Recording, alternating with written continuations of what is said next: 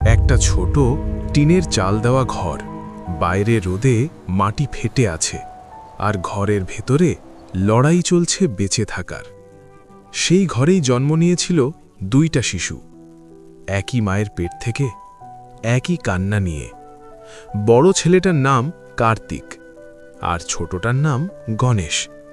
ছোটবেলায় ওদের আলাদা করা যেত না, একই জামা, একই খেলা, রাতে ঘুমোতে গিয়ে একে অপরের হাত ধরে রাখত। মা বলতো, তোরা দুজন আলাদা শরীর, কিন্তু একটাই প্রাণ। কিন্তু সময় বড় নিষ্ঠুর, সে ধীরে ধীরে সব বদলে দেয়। বাবা অসুস্থ হয়ে পড়ার পর সংসারে অভাব নামে। কার্তিক পড়াশোনায় ভালো ছিল, মা চেয়েছিল অন্তত একজন মানুষ হোক। কার্তিক কলেজে ভর্তি হল, আর গণেশ, তার হাতে বই নয়, তুলে দেওয়া হলো কাজ। খুব অল্প বয়সেই গণেশ বাজারে জুতো সারাইয়ের কাজ শুরু করল। ছোট্ট হাতে সুতো আর হাতুড়ি, রোদে পুড়ে ধুলোয় মিশে দিনভর বসে থাকত ফুটপাতে। মানুষ অনেক সময় অবহেলায় তাকাত, কেউ বলতো, এই বাচ্চাটা দিয়ে আর কি হবে।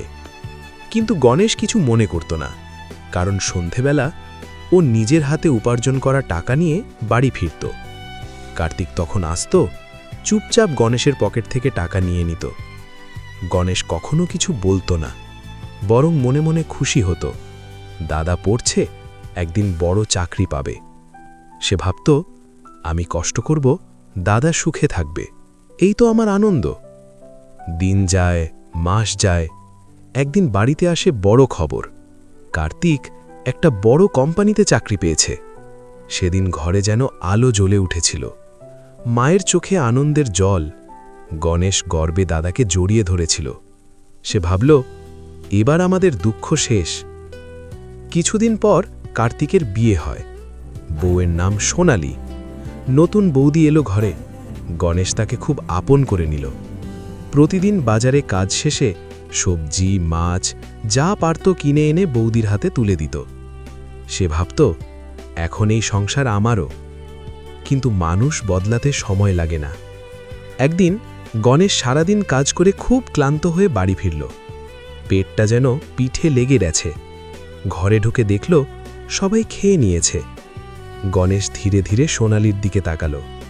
চোখে শুধু ক্ষুধা নয়, ছিল বিশ্বাস। সোনালি ঠান্ডা গলায় বলল, আজ আর খাবার নেই। একই ঘর, একই চুলা, একই হাঁড়ি। তবু সেদিন গণেশের জন্য কিছুই ছিল না। গণেশ কিছু বলল না, চুপচাপ নিজের জায়গায় গিয়ে বসল।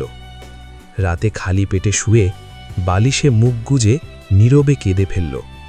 ও ভাবল, আমি কি শুধুই টাকা আনার মানুষ? আমি কি আর এই ঘরের কেউ নই? বাইরে তখন রাত নেমে এসেছে, আর ঘরের ভেতরে একটা ছেলের ভাঙা হৃদয়ের শব্দ কেউ শুনতে পেল না। গণেশের জীবনে এরপর কি হবে? দাদা কি বুঝতে পারবে ছোট ভাইয়ের কষ্ট? নাকি ভাগ্য গণেশের জন্য অন্য কিছু লিখে রেখেছে? পার্ট 2 দেখতে চাইলে কমেন্ট করো পার্ট 2।